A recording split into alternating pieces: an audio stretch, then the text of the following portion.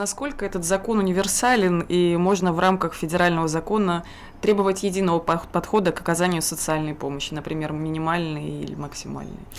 Вы знаете, закон действительно универсальный, и мы вот все-таки считаем, что он регионам во благо. Почему? Потому что когда субъекты начали проводить аудит мер своих соцподдержек, они столкнулись с фактом, который они не могли преодолеть, находясь на своей территории. Потому что мы с вами понимаем прекрасно, что в каждом субъекте есть ряд документов, которые выполняет исполнительная власть на основании своих нормативно-правовых актов или региональных законов. В то же время есть законы, которые нельзя нарушать, потому что они являются едиными для всех. Например, закон об образовании. Или, например, закон о ветеранах труда, или закон о чернобыльцах. И здесь регионы встали перед выбором, когда они могли обратиться в свои законодательные собрания с тем, чтобы законодательные собрания выступили с законотворческой инициативой в Госдуму, с тем, чтобы Госдума внесла в планы работы свои вот эти вопросы по внесению поправок в федеральные законы. И, как мы понимаем, процесс мог затянуться и на год, и более. Поэтому мы очень благодарны, что вот именно Комитет Госдумы взял на себя полномочия, и все практически федеральные законы, которые сегодня в тексте закона о критериях нуждаемости и адресности прописаны, объединил в единое целое и разбил на блоки. И приняв один закон, мы освободили регионы как вот от работы нормотворческой, законотворческой, так и позволили сократить им меры по реализации уже того закона, который мы приняли. Я вам должна сказать, что все направления по критериям нуждаемости практически мы приняли с поправкой «регионы вправе». Единственное неисполненное, на взгляд нашего комитета по соцполитике, обязательство у нас осталось в отношении жителей чернобыльцев, так называемых. Потому что в законе есть разные сроки реализации того или иного направления. Вот мы, честно говоря, просили, чтобы по чернобыльцам срок реализации закона был перенесен на июль 2016 года, а лучше на январь 2017. Потому что, вы понимаете, трактовка по отнесению территории к загрязненной, более-менее загрязненной или вовсе чистой, она еще на сегодняшний день не завершена регионами.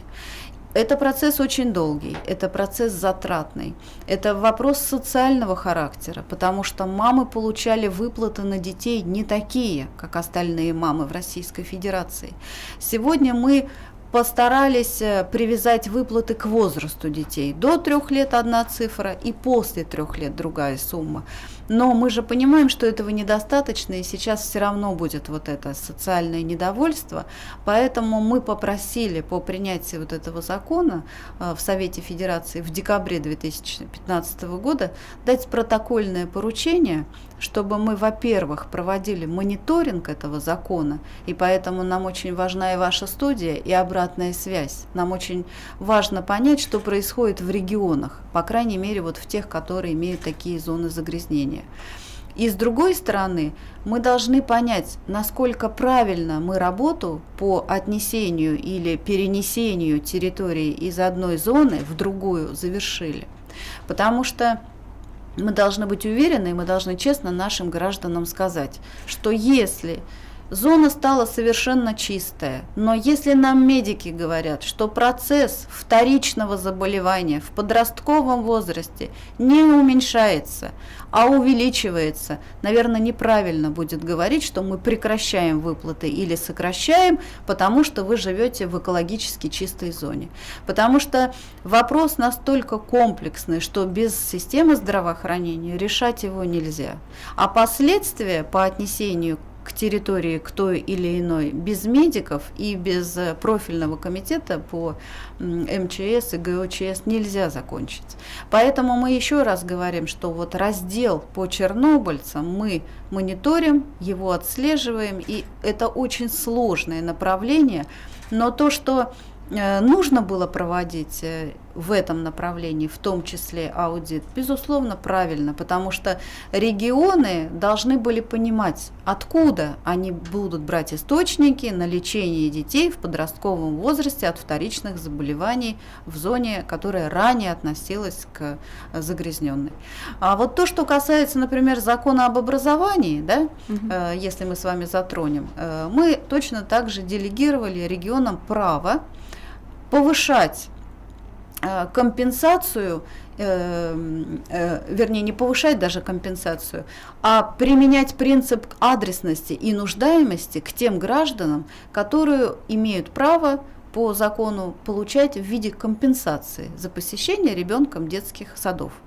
В прошлой редакции закона 273-го, как и в нынешней, мы сам закон не меняли, чтобы понимали наши слушатели, мы предложили трактовку, которая пришла, исходя из той компенсации, которую давно уже наши родители знают. Они к ней привыкли. На первого ребенка 20%, на второго 50%, на третьего 70%. Но мы дали регионам право регулировать свои взаимоотношения с мамами. Если у них есть возможность в бюджете, они могут, как и раньше, по заявительному характеру мам выплачивать эту компенсацию в прежнем объеме. Если у региона не хватает средств на выплату других социальных статей, регионы вправе применить критерии адресности и нуждаемости, то есть посмотреть на доход семьи, но, как мы с вами сказали выше, они не могут это делать сейчас в феврале, потому что еще не появилось постановление правительства, и мы не очень понимаем, сегодня эту семью мы можем отнести по критериям нуждаемости или не можем. Поэтому вот здесь мы надеемся на деятельность общественных региональных палат, которые у нас являются субъектами вот того самого общественного контроля, и которые наверняка будут нам такие вот факты изменения или нарушения, или количество обращений от граждан отслеживать и позволять. Если мы с вами, например, посмотрим законы, которые являются в законе о критериях нуждаемости отдельной главой, это очень хороший, перспективный такой план работы нашего правительства, потому что мы с вами говорим об единой информационной базе. Конечно, мы должны доверять регионам, но в то же время мы должны перепроверять, потому что это деньги федеральные. Мы надеемся, что вот это перекрестное такое взаимодействие всех фондов, пенсионного, фонда соцстрахования, Министерства труда и соцзащиты, профильных комитетов областных или департаментов, оно позволит нам создать вот этот ресурс, который, безусловно, нам нужен.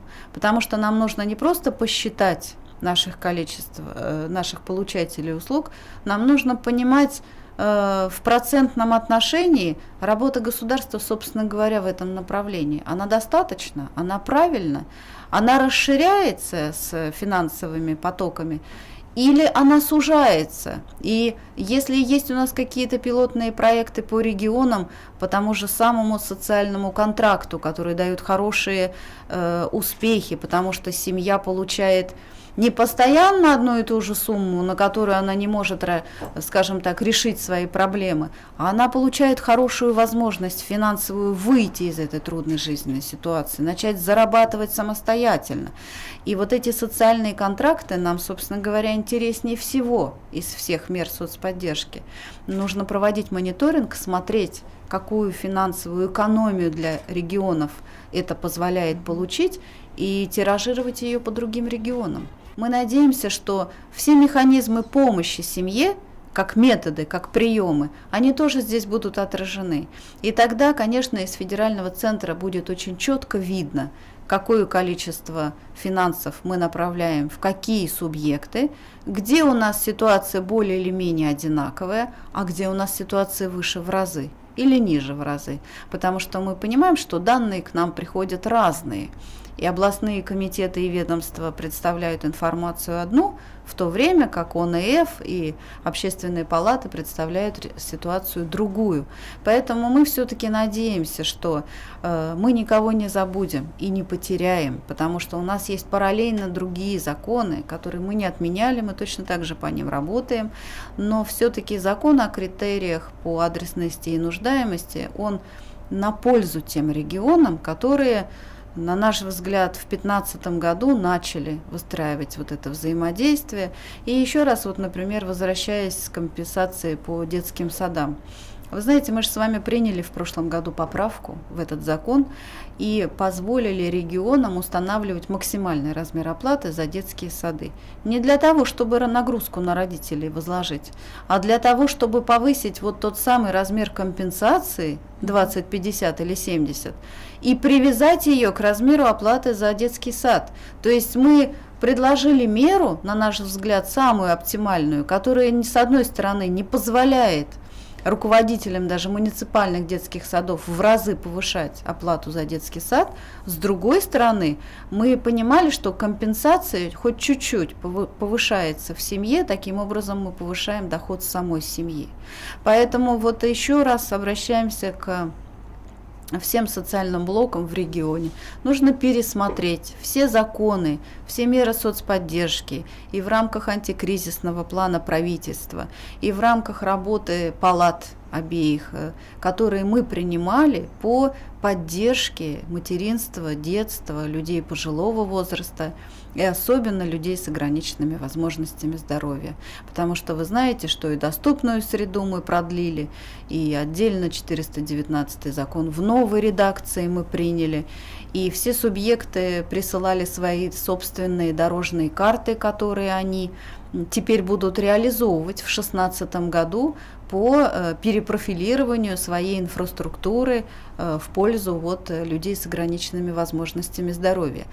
И сейчас мы не принимаем уже возражения субъектов, что мы не можем это сделать, потому что, как мы понимаем, они делать это начинают по утвержденным и разработанным ими же самими дорожными картами. Спасибо вам большое, Елена Владимировна, за очень содержательный и интересный разговор, который, как мне кажется, будет полезным и действительно важным для многих наших читателей и слушателей.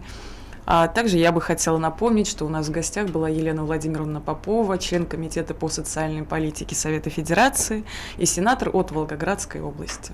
Спасибо большое. Единственное, может быть, пожелание напоследок. Нам очень важна вот эта обратная связь из регионов, поэтому мы будем очень благодарны за те отклики от всех субъектов, которые будут нам информировать о том, что не так гладко протекает этот закон, как нам хотелось бы, на тот предмет, чтобы мы посмотреть могли, где, в чем именно у нас возникают проблемы, где мы должны подключаться, либо мы должны подключаться, либо должна это делать исполнительная власть на местах.